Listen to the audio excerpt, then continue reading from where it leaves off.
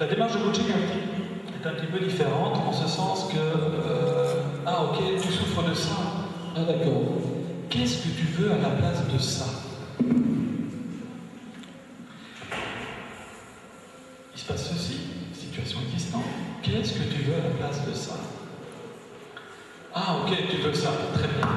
De quoi aurais-tu besoin pour aller de là à là?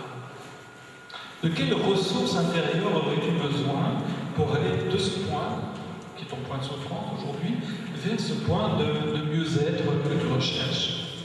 Ça pourrait être par exemple, j'ai besoin de plus de confiance en moi, j'ai besoin de pouvoir prendre de meilleures décisions, j'ai besoin, etc., etc., etc. Et le travail du coach va consister à accompagner la personne dans un processus de travail où la personne va de fait, comme le disait Samir, apporter ses propres solutions, ses propres réponses, et faire ce qu'on appelle sa montée en ressources. Et donc simplement, on va l'accompagner vers ça. Le coaching est un travail anti-économique, en ce sens que notre rôle à nous, c'est de remettre la personne le plus rapidement possible en autonomie et en action.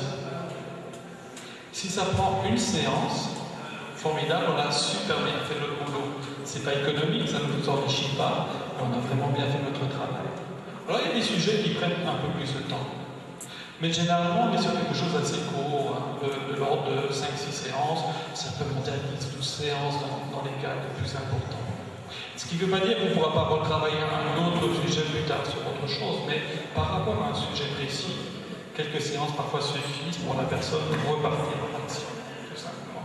Donc voilà un petit peu ma vision peut-être plus personnelle du coaching. Donc, si je comprends bien, en 3 points, il y a accompagnement d'une situation mal-être vers mieux-être, pousser la personne à se poser les bonnes questions pour y arriver. En fait, on ne pousse pas la personne à se poser les bonnes questions, on lui pose les bonnes questions, mais elle apporte les bonnes réponses. Ce qu'il faut comprendre, c'est que c'est la personne qui apporte ses réponses à elle et qui apporte ses solutions.